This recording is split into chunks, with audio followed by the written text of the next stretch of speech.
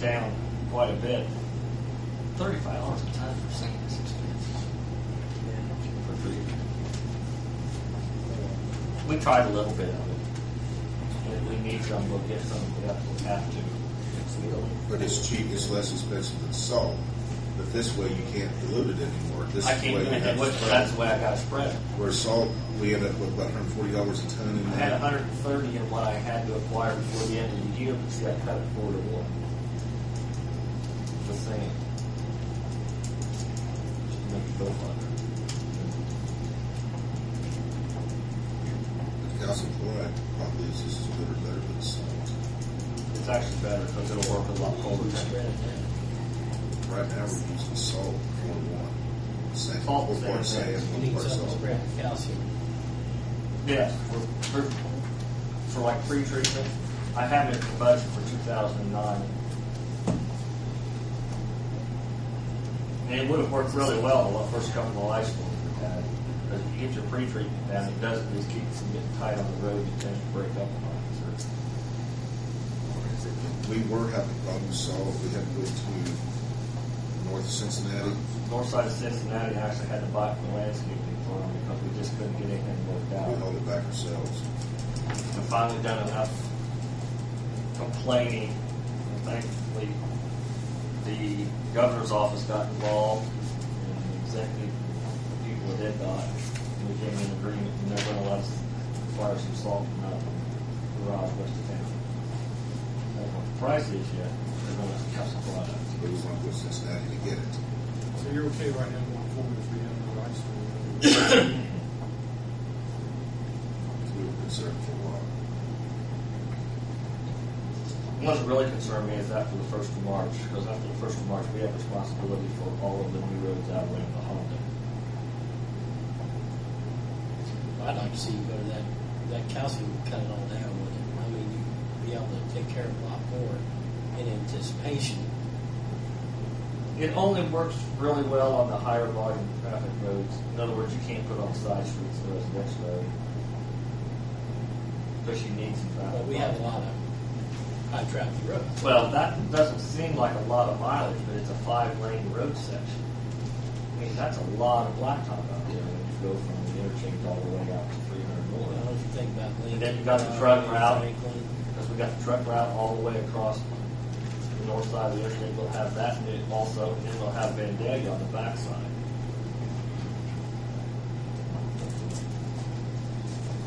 On the fuel bids, I spoke with Premier Ags. Those prices were as of yesterday afternoon. They fluctuate continuously. But he has to buy it on the open market. He checked right when I talked to him. Diesel fuel was up about a penny. Gasoline was down 0.5 cent at that moment from what he quoted. He would put the same fixed cost at 32 and 28 on fuel picked up at the pumps. So if you chose to go with a fixed price for the year, we could have it on the deliveries and on the pumps. But he can't guarantee you the bid price is exactly $1.32 plus 28. It could vary 2 or 3 cents by the time you call it in. And we have to lock in quantity As soon as you can lock it in. today. I've already got the claim numbers. If you choose to do that, we'll go back and calculate the gallons for Scott's department, Brian's department, my department. Donna would have to do it for the other utilities. And we could lock our quantities in today if you choose to do that. What was the fuel, the diesel fuel? 32 cents over. 32 cents over. Yeah, 32 cents over the Well, the $1.35. So, $1.50? the $1.50. $1.50. So it's Now the dyed fuel, Steve, dyed fuel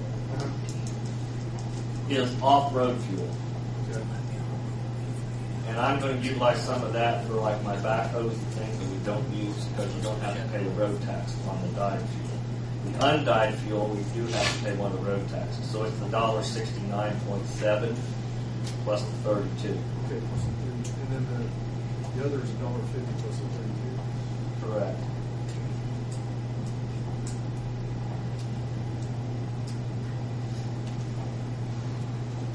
Now, you said quantity. We have to lock in a minimum quantity. amount then? If we have, whatever we give them that quantity, they'll buy it on the board. Or actually, it's on the New York Mercantile Exchange, I believe. They'll buy that quantity, and we have to go ahead and use that quantity. So that put your diesel fuels you use all the time at the end of the day. So if you bought enough for 2 years, and you didn't use it, you can actually have one for 2 years. I just want to buy it out a year at a time. I said, Nice try. if you told me the quantity was twice as much, you have to use it, right? We'd have, when you take delivery of it before the end of the year, we couldn't store All it. right. We have a diesel fuel tool 1.7, right? It would, For the, that's the delivery. And what Scott would get would be locked in roughly around 238, somewhere in there. You'd have to give us a penny or two cushion to lock it in. In other words, we would take the Premier Ag and choose to lock the price in, and I'll try to get it executed yet today. Or you tell me you don't want to lock it in, and we'll go with the floating price. and getting back to what Bill had said earlier, if we bought fuel, I know it creates more time separation, but if we bought fuel from the street department, or collected fuel from the street department, the police, the fire department, how much would we save over years' time? You're not. They're locking it all in. Brian, they'll lock it all in. For example, Brian, I'm using Brian's name because he buys most of the gas. The $1.32.9, it would cost him $1.60.9. If you lock it at my place, it's going to cost you $1.64. It's actually a little cheaper at the pump because they don't have any delivery costs in it. And segue with Scott then. If I could just add too, one of the great things about, for me, from the pay at the pump part is I get a printout every month from Premier Ag telling me what truck used what, the mileage that was inputted. I can go online, like, as soon as Mark needs to know how many miles or how many gallons we use, I can go in, get on their website, boom, bring up my account, and it's going to tell me exactly how much fuel I've used. I mean, that to me is a big benefit.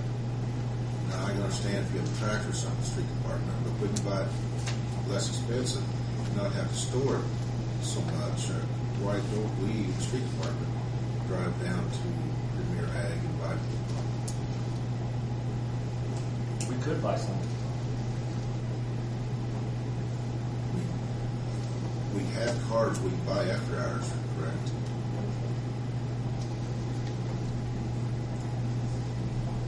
What do you think we can save by doing that? We're talking 4 cents a gallon. How much a gallon? 4 cents a gallon on gas. Now they won't sell me my premium diesel fuel that we use in the dump trucks. They won't sell that at the pump.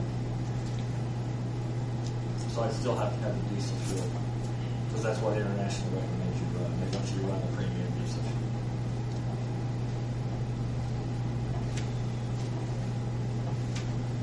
How much fuel have you burned this year, Brian? 13,000 through the end of November. Through the end of November, and what do you anticipate for the month of December based on November's fuel? We're talking about 2,000 gallons.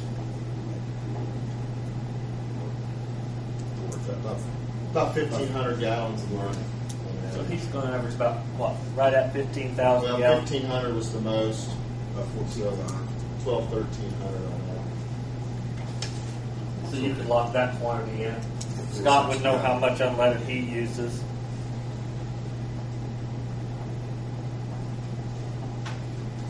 You know, and what we're looking at here, gas is not going to go up that much unless the economy goes up along with it.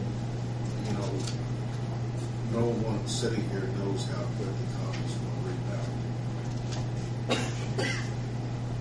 If it rebounds really rapid, then we've got a good thing if we lock it in. If it doesn't rebound quickly, then we spend more money than we need to. So there's the 2 points, Jeff. Consider and decide what we want to do here.